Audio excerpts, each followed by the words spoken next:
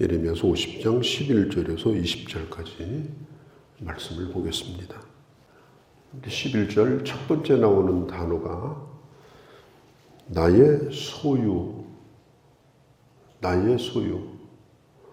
또 어떤 번역에는 나의 산업. 지금 유다의 형편은 망했습니다.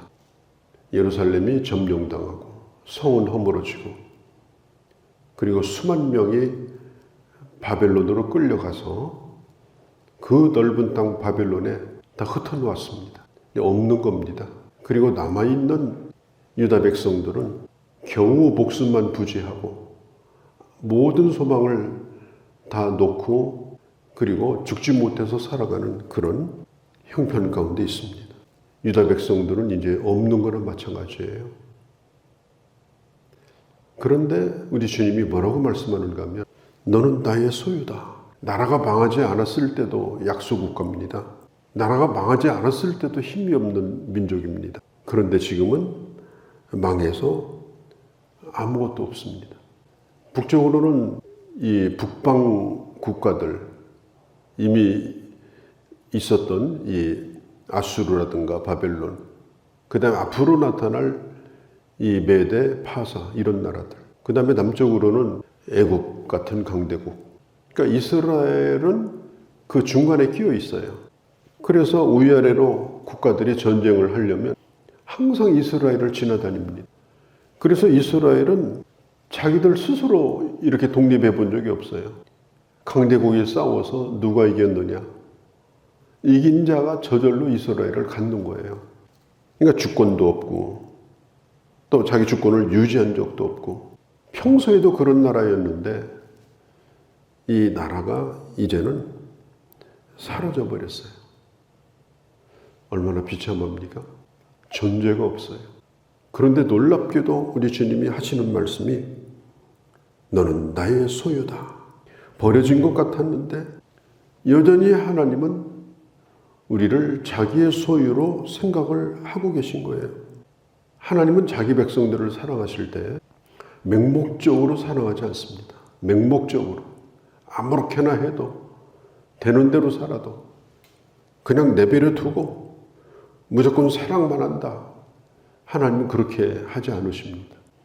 자기의 택한 백성이랄지라도 아주 철두철미하게 하나님은 그들을 다루셔요. 또 그들을 훈련시킵니다. 그러나 분명한 것은 여전히 사랑하십니다. 여전히 하나님의 것으로 생각을 하시는 거예요. 자, 오늘 이제 하나님께서 이 바벨론을 어떻게 심판하시는가? 바벨론을 어떻게 심판하시는가? 이제 그걸 말씀하고 있어요.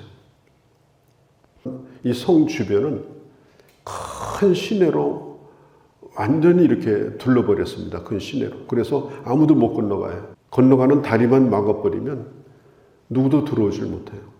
그런데 이 페르시아의 이 강력한 왕인 이 고레스 왕이 이 바벨론 이제 성을 치는데 놀랍게도요. 그 물을 다 빼버렸어요. 그리고 성 안에서 반란이 일어났어요. 성을 두르고 있던 물을 빼버리고 성 안에서 반란이 일어나고 그리고 성문이 열리니까 막 어마어마한 광경이 눈앞에 펼쳐집니다. 대단한 성입니다. 꿈도 꿀 수 없는 초강대국인 나라가 하루아침에 무너진 겁니다. 그때 이제 바벨론이 섬기던 신이 모르닥이라고 하는 신, 그 다음에 벨이라는 신을 섬겼는데 옛날의 전쟁은 신들의 전쟁이에요. 그래서 점령하면 신성부터 다 깨부십니다. 그래서 바벨론이 이제 역사적으로 이 지구상에서 사라지고 이제 지금은 이제 유적만 남아 있습니다. 제가 왜 이 얘기를 길게 하는가? 그때 당시 바벨론도 꿈도 꿀 수 없는 어마어마한 그런 도시국가였습니다. 오늘 우리가 살고 있는 이 시대 문명이 얼마나 대단합니까? 우리가 상상도 못할 만큼 지금 문명이 발달해 있습니다. 이 세상은 예전이나 지금이나 바벨론이 존재합니다. 그리고 오늘 12절에 보면은 너희 어머니가 큰 수치를 당하리라. 그 대단한 바벨론이 또 어머니를 자처합니다. 그 약한 나라를 도와주고 원조도 해주고 또 동맹을 맺어가지고 약한 나라를 보호해주기도 하고 어머니를 자처하고 약소국 가는 그 어머니 품에서 안전을 누리고, 이게 지금 이 지구상의 현실이에요. 그런데 오늘 성경에 보면은 너희 어머니 이 바벨론이 큰 수치를 당할 것이다. 그리고 자기가 하나님과 같이 된 줄로 알고 교만했던 그 모든 것들을 전부 허물어 버릴 것이다. 12절에 큰 수치를 당하리라. 지옥을 당하리라. 그리고 마른 땅과 거친 계곡이 될 것이다. 15절에도 모든 성벽 요새가 더 허물어질 것이다. 하나님이 보복하고 하나님이 갚으실 것이다. 그 어떤 것도 뿌리거나 그 어떤 것도 거둘 수가 없다. 추수하려고 이 농기구를 들고 있는 자들도 전부 다 16절에 죽음을 당하게 될 것이다. 자, 이것이 바로 지금 바벨론이 망하고 있는 지금 모습입니다. 11절에 보면은 나의 소유다. 분명히 주님 말씀했죠. 그런데 17절에 보면은 주님이 뭐라고 말씀하느냐? 흩어진 양이라. 하나님의 소유인데 어떤 소유냐? 지금은 흩어져 있다. 북이스라엘은 아수르로 잡혀가서 흩어져 있고, 남유다는 바벨론에 잡혀가 흩어져 있고, 지금은 흩어져 있는 양이다. 처음에는 아수르 왕이 먹었고, 다음에는 느부갓네살 왕이 그 뼈를 꺾었도다. 이 느부갓네살 왕은 그 집어먹었던 그런 아주 뼈를 꺾어버렸던 그런 나라입니다. 뼈를 꺾었도다. 그런데 주님께서 다시 회복의 약속을 해주시는 거예요. 흩어진 양떼들을 모으겠다. 19절에 다시 그 목장으로 돌아오게 할 것이다. 갈멜과 바산에서 먹을 것이다. 에브람과 길르앗산에서 만족하게 될 것이다.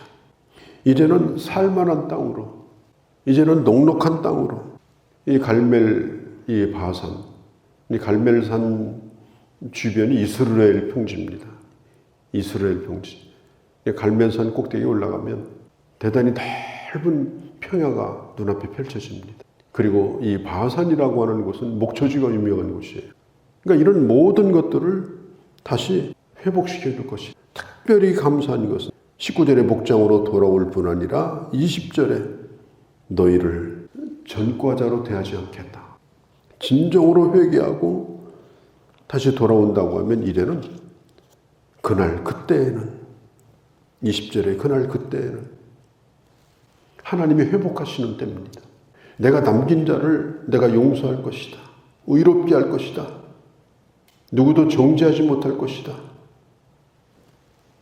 너희를 세워서 죄인이라고 할 자가 없을 것이다. 죄를 찾을지라도 더 헛될 것이다. 이 얼마나 놀라운 말씀입니까? 망했다고 얘기를 했어요. 하나님이 버렸다고 생각했습니다. 더 흩었다고 생각했습니다. 그런데 하나님은 그렇지 않았습니다. 그 백성을 훈련시킨 겁니다. 하나님의 백성들에게 임하는 것은 절망적인 심판이 아니에요. 하나님의 징계는 있을지라도 반드시 하나님은 회복시켜 주신다고 하는 거예요. 그 하나님이 모으신 그 백성들이 바로 오늘 예수 그리스도 안에서 구원받은 하나님의 자녀들인 것입니다. 예수 믿는 사람들의 삶을 보면 어떻게 보면 안 믿는 사람보다 더 어려움이 있어요.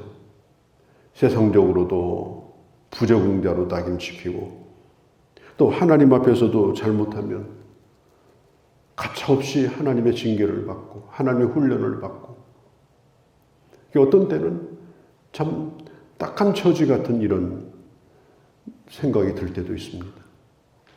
예수 안 믿는 사람들이 예수 믿는 사람을 야, 예수 믿어서 복 받았다. 너희는 하나님의 특별한 보호를 받고 있구나. 그런 게 눈에 띄는구나. 그렇게 할 정도로 정말 하나님이 세상에서 우리를 그렇게 하시느냐? 안 그럴 때도 많아요. 버림받은 것처럼 흩어진 자가 된 것처럼 아예 존재감도 없을 때도 많아요. 그러나 중요한 것은 하나님은 하나님의 백성들을 징계는 하시지만 결코 포기하지 않는다. 그리고 반드시 하나님은 회복시켜 주신다. 그리고 회복시켜 준 다음에는 그의 죄를 다시 묻지 아니하신다. 누가 와서 죄를 찾을지라도 죄를 찾아낼 수가 없다. 별별 수단을 다 써도 그들의 눈에는 죄가 눈에 띄지 않는다.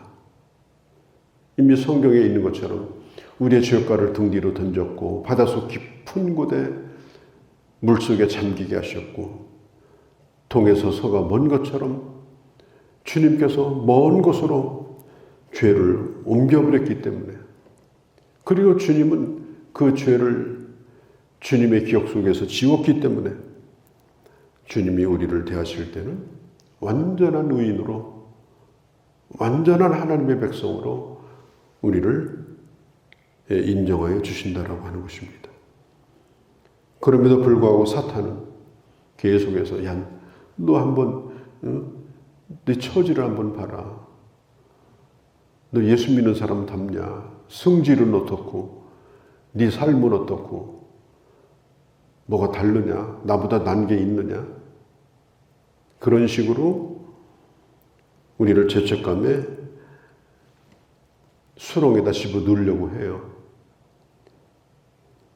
우리는 연약함에도 불구하고 그리스도 안에서 자유함을 누려야 합니다. 그리스도 안에서 자유함. 그리고 세상을 향하여 내가 의인으로서의 삶, 의론자로서의 삶을 우리는 입으로도 선포하고, 그리고 그런 삶을 살아가는 그런 분명한 믿음을 가지고 살아야 돼요. 그게 하나님이 우리에게 원하시는 겁니다. 그럼에도 불구하고 나는 하나님의 소유가 되었다. 내 안에 착한 일을 시작하신 그분께서 예수 그리스도의 날에 그 모든 것을 주님은 다 이루신다. 그리고 오늘도 주님의 주권 속에서 내가 살아가고 있다. 예수 믿는 사람은 이 분명한 자기 정체성, 그리고 지금의 자기 위치를 확인하고, 그리고 오늘 이 세상 가운데 이 바벨론의 거대한 이 문명 가운데서 우리가 주의 사람으로 살아가는, 비록 흩어져 살지만 길 잃어버린 양이 아니고 주님의 인도 속에서 살아가는 그런 하나님의 자녀임을 우리가 확인하고 살아가는 그런 주의 자녀들이 되어주시기를 바랍니다. 거룩하신 우리 아버지, 너는 나의 소유다. 너는 흩어진 양이라. 내가 너를 기억하고 있다. 내가 너를 저 갈멜에 그리고 바산으로 부를 것이다. 에브라임과 길르앗에 그 산으로 너를 불러 만족해 할 것이다. 누구도 너의 죄악을 찾지 못하며 누구도 너를 정죄하지 못할 것이라고 말씀하셨습니다.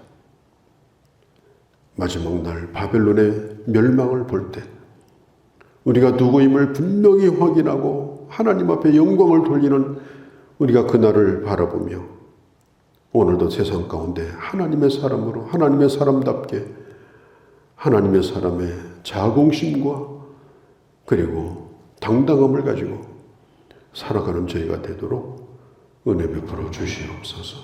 오늘도 기도로 가까이 나갑니다. 주여, 저희들의 기도를 들으시옵소서. 불쌍히 여겨주시고 주의 응답으로 주의 복을 허락하여 주시옵소서. 우리 주 예수님의 이름으로 기도하옵나이다. 아멘.